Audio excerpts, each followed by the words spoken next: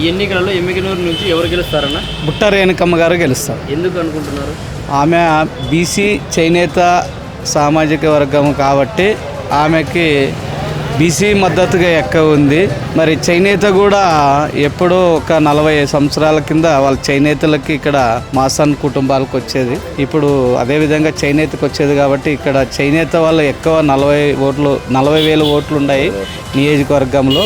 దానికి 80% ఓట్లు ఆమెకే వేస్తారు చేనేతలు కూడా. కానీ బీసీలు కూడా ఎక్కువ శాతం 80% ఓట్లు ఆమెకే వేసే అవకాశాలు ఉన్నాయి. అదేవిధంగా జగన్మోహన్ రెడ్డి కూడా చేసిన సంక్షేమ పథకాలు అయితేనేమి, అన్ని విధానాలు అయితేనేమి, గ్రామ సచివాలయాలు అయితేనేమి, ఆయన పరిపాలన కూడా జనాల్లో వ్యతిరేకత లేదు.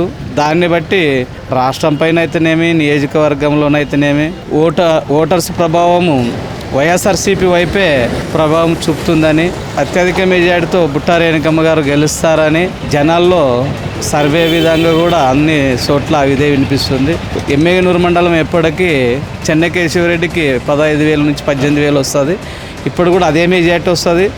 మళ్ళీ ఆమెకు కూడా సొంత క్యాడరు ఆయన పెట్టుకున్నట్లే ఆయన సపోర్టింగ్స్ కూడా ఆయనది అట్లే గట్టిగా ఉంది. గోనిగండ్ల మండలం ఎప్పుడైనా 5,000 నుంచి 10,000, 2,000 వచ్చేది.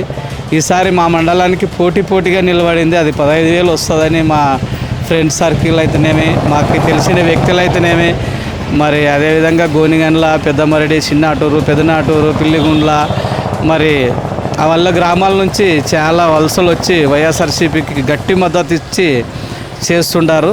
దానివల్ల గోనిగండ్ల మండలం కూడా 15,000 వస్తుంది. రేణుకమ్మ గారు 30 నుంచి 40,000 మెజార్టీతో గెలుస్తుందని.